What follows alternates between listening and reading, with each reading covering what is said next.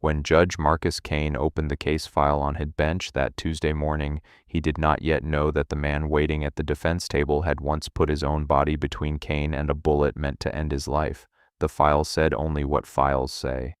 Daniel Reyes, 38, charged with felony breaking and entering, possession of burglary tools, resisting arrest without violence. A thin folder for what should have been a thin case. Kane had presided over 1,000 mornings like this one, and nothing in the paperwork suggested this morning would be any different. It was only when the bailiff called the docket and the defendant rose from his chair, favoring his left side in a way that pulled an old memory loose from somewhere Kane had buried it years ago, that something in the judge's chest went cold and still, the way a lake goes still in the half-second before ice cracks beneath a careless step. The courtroom did not notice. Courtrooms rarely notice the exact moment a man's composure fractures because judges are trained, the way surgeons are trained, to keep their hands steady over the parts of themselves that are bleeding. Kane set the file down with the same measured motion he used 1,000 times a year, adjusted his glasses and asked the clerk to read the charges into the record, and his voice did not shake, though everything beneath it had begun to. He was looking at a scar. A thin pale line along the defendant's jaw, exactly where a scar should be if a man had once taken a fragment of shattered glass to the face while shielding a stranger from gunfire outside a downtown courthouse 19 years ago. Kane had never seen that man's face clearly that night. He had seen it for less than 4 seconds in the strobing chaos of muzzle flashes and screaming, before the stranger vanished into the crowd and left Kane alive on the pavement with a debt he had spent 19 years unable to repay because he did not know who to repay it to. To understand what Kane was looking at, you would have to go back 19 years to the year he was still a young federal prosecutor rather than a sitting judge, the year he successfully convicted a cartel lieutenant named Hector Salazar on charges that sent shockwaves through 3 states and made Kane, for exactly 1 season, a man with a target pinned to his back that he did not fully understand until the night it nearly killed him. He remembered the courthouse steps in far more detail than he remembered most of his own wedding, the particular gray of the evening sky, the sound of his own dress shoes on wet concrete, the black sedan that rolled slowly past the curb a half-second before its rear window dropped and the first shot cracked the evening open like something breaking. He remembered being shoved hard sideways by a stranger who had been walking 20 feet behind him and closed the distance faster than should have been physically possible. He remembered the weight of that stranger's body pressing him down against the concrete, remembered glass raining across both of them from a shattered window above,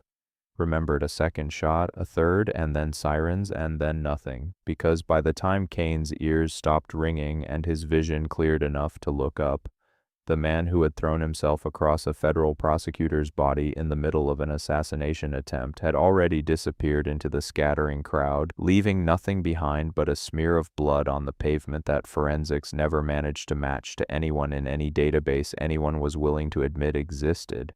He remembered, too, the smaller details that never made it into any official report because official reports are not built to hold the texture of a moment, only its facts. He remembered the specific weight of the stranger's forearm across the back of his neck, forcing his face down against wet concrete hard enough that he tasted blood from his own bitten lip for 2 days afterward.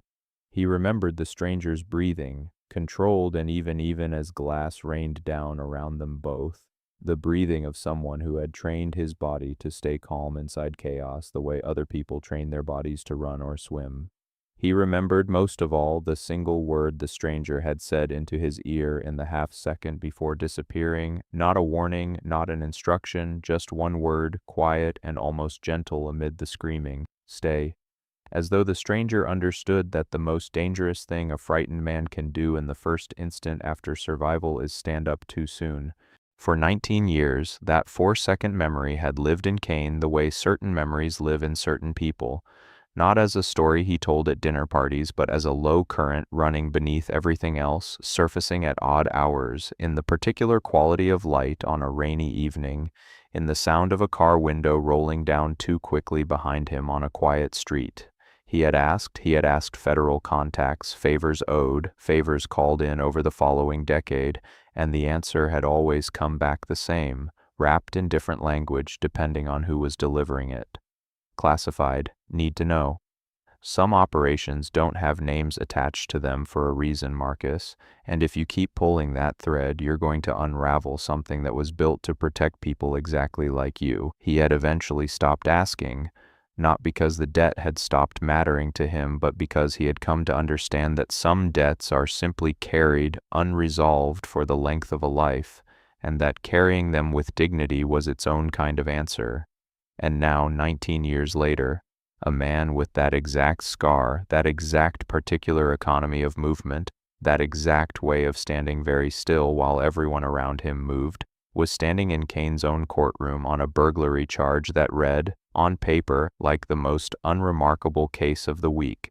Kane got through the arraignment on the strength of 30 years of professional discipline, setting bail, scheduling the preliminary hearing, maintaining the flat, neutral cadence that judges cultivate specifically so that no one in the room can read what is happening behind their eyes.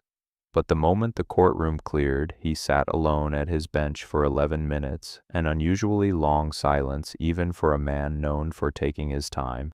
and when his clerk finally knocked to ask if everything was all right, Kane said only that he needed the complete file on Daniel Reyes pulled, every page, every prior address, every employment record, everything the system had, and he needed it by morning. What the file gave him over the following days was almost nothing, and the almost nothing was itself the loudest signal Kane had received in 19 years. Daniel Reyes had no employment history prior to 11 years ago, no listed education beyond a high school diploma from a school that, when Kane's clerk called to verify it, had no record of him ever attending, no family listed as next of kin, a social security number that traced back cleanly enough on the surface but produced when Kane quietly asked a contact in the U.S. Attorney's office to run it through a deeper federal database. A soft, deliberate wall, the kind of wall that does not announce itself as classified but simply returns no further results are available for this query in a tone that told Kane everything the words themselves refused to. He requested a private meeting with the defendant, a request unusual enough that his clerk asked twice whether he meant to do it through proper channels, appointed counsel present, on the record. Kane said yes to all of it because whatever debt he was carrying, he was not going to let it corrupt the one thing he had spent 30 years protecting, which was the integrity of the process itself. But when Daniel Reyes sat down across from him in a windowless conference room, public defender present and silent per Kane's instructions, and looked up at him for the first time without the flat institutional blankness he had worn in the courtroom, something passed between the two men that neither needed translated. Reyes's mouth curved, not quite a smile, more the ghost of one, tired and resigned at the same time. "It's been a long time, Judge," he said, and his voice was quiet, almost gentle, the voice of a man who had spent a long time learning to take up as little space as possible in any room he occupied. Kane's hands, folded on the table in front of him, tightened until the knuckles went pale. 19 years, he said. I have spent 19 years trying to find out who put his own body over mine on those courthouse steps. Reyes's eyes flicked briefly toward the closed door, toward the public defender sitting quietly in the corner, and something in his posture shifted, not fear exactly, but the particular calculation of a man deciding in real time how much truth a room could safely hold. "That wasn't supposed to happen the way it happened," Reyes said finally. "I wasn't supposed to be seen. I definitely wasn't supposed to end up back in a courtroom with you 19 years later on a burglary charge that we both know isn't really about burglary." The public defender, a young overworked woman named Priya Anand, who had inherited Reyes's case and a stack of 40 others that week, leaned forward at that, sensing for the first time that the thin, unremarkable file she had been handed contained something considerably larger than the charge sheet suggested. "What is this really about?" she asked, and Reyes looked at her, then at Kane, and made the decision that would unravel everything. The building he had been arrested inside, the one the state was calling an unlawful break-in, was not a private residence and had never been listed as one on the original filing. a detail that had struck the arresting officers as strange enough to note but not strange enough to investigate. It was, in fact, a record storage annex belonging to a shell logistics company that Reyes, over the previous 11 years, had come to understand was a laundering front for the same cartel network Kane had prosecuted Hector Salazar out of nearly 2 decades earlier, a network that had rebuilt itself slowly, quietly, through legitimate-looking freight and property holdings precisely because the men running it had learned, from Salazar's downfall, exactly what kind of evidence gets men convicted and had spent years making sure none of it existed anywhere a subpoena could reach. Reyes had spent 11 years undercover inside adjacent networks, cultivating access, patience, the specific kind of institutional invisibility that lets a person disappear into a system for over a decade without ever quite becoming a person to the people around him. The break-in Kane's court was now prosecuting was in reality the final phase of an operation to physically retrieve documentation that federal investigators had been unable to obtain through any lawful channel because the company's ownership structure was buried under layers of shell registration specifically designed to survive legal scrutiny.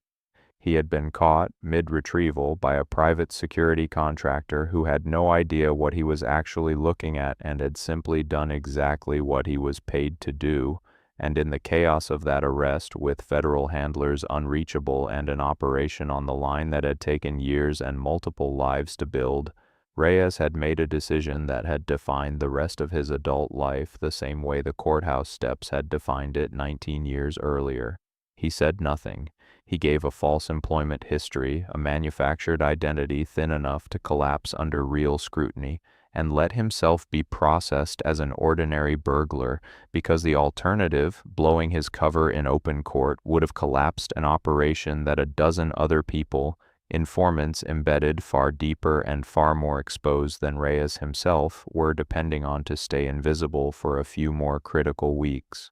I could clear this in about 4 sentences to the right person at the bureau, Reyes told Kane, sitting very still in that windowless room, his hands folded in a way that mirrored the judge's own without either man noticing. But the right person doesn't know I've been made, and if I make one call from inside a county holding facility on a recorded line to anyone who could vouch for me, I don't just burn myself, I burn 3 other people who are still inside right now, closer to this network than I ever got, and none of them signed up to die because I got caught on a records run in my own backyard. His voice did not rise, his hands did not shake. He said it the way a man describes a fact of weather, immovable and simply true, and Kane understood, sitting across from him, that he was looking at the same decision Reyes had made 19 years ago on a rain-slicked street, the decision to absorb a cost meant for someone else without asking anyone's permission first. For 3 days, Kane carried that conversation the way he had carried the memory of the courthouse steps for 19 years, alone, unable to speak it to anyone within his own chambers without compromising the very confidentiality Reyes had gone silent to protect. He could not simply dismiss the charges. A judge dismissing charges against a man who had once saved his life, with no explanation on the record, was precisely the kind of irregularity that ends careers and, worse, ends up scrutinized by exactly the kind of network Reyes was trying to expose. He could not recuse himself quietly and hope another judge handled it correctly, because Reyes's plan, as reckless as it was noble, depended on the case moving slowly enough and quietly enough for federal contacts to extract him before trial without the network noticing a coordinated intervention. Kane spent those 3 days doing something he had not done since his earliest years on the bench, which was doubt, seriously and completely, whether the rules he had spent 30 years enforcing were actually built to produce justice in a case exactly like this one. He slept badly during those 3 days, waking at odd hours with the specific, familiar disorientation of a man revisiting a room he thought he had permanently locked. He caught himself more than once, standing at his own kitchen window at 2 in the morning, looking out at a quiet suburban street that bore no resemblance to a rain-soaked courthouse block 19 years gone, and yet somehow carrying the exact same weight in his chest. His wife asked him twice what was wrong, and twice he told her only that a difficult case had followed him home, which was true in every sense except the one that mattered most. He thought about the version of himself that had stood on those courthouse steps at 31 years old, ambitious and a little arrogant in the particular way successful young prosecutors often are, and he wondered whether that younger man would have made the same choice Reyes was asking him to make now: protect a truth that could never be spoken, in service of a justice that would never be visibly credited. He decided, somewhere in the gray hour before his second sleepless dawn, that the question did not actually matter. The only version of himself that existed now was the one sitting on the bench today, and that version owed a debt that had waited 19 patient years to be acknowledged, whether or not the acknowledgement could ever become public record. It was Priya Anand, the young public defender, who found the lever no one else had thought to pull,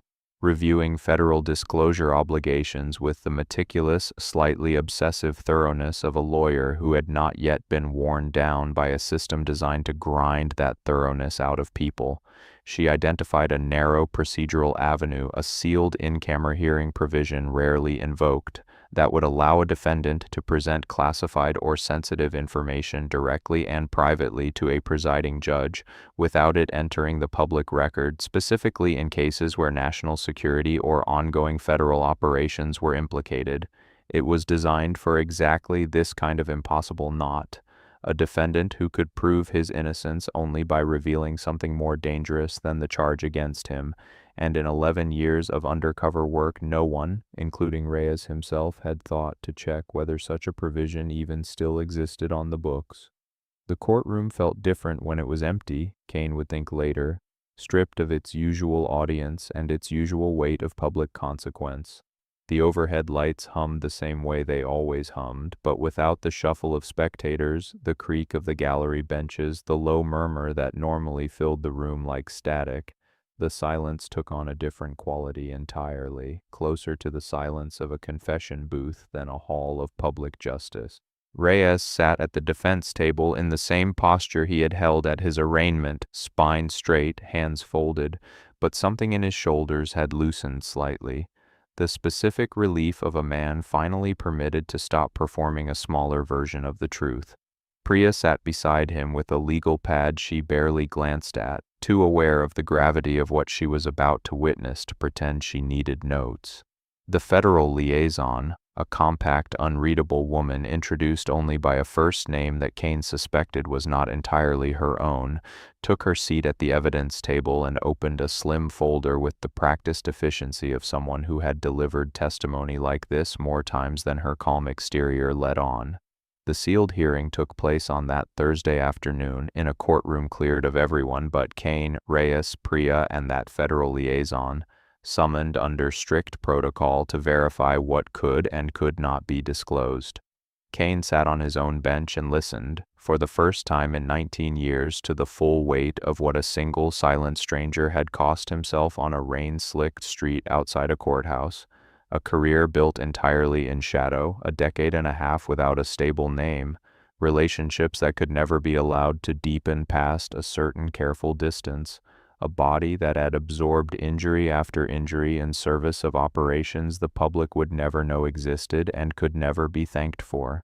Kane thought of his own life across those same 19 years, the promotions, the marriage, the 2 children now nearly grown, an entire ordinary human life that Reyes's silence on a rainy street had made possible, and he understood in a way he had not fully let himself understand before that some debts are not simply large. They are structural. They hold up things a person never even notices are being held. The federal liaison confirmed on the sealed record everything Reyes had described: the operation's scope, its fragility, the real and substantial danger that premature exposure posed to embedded personnel still active in the field.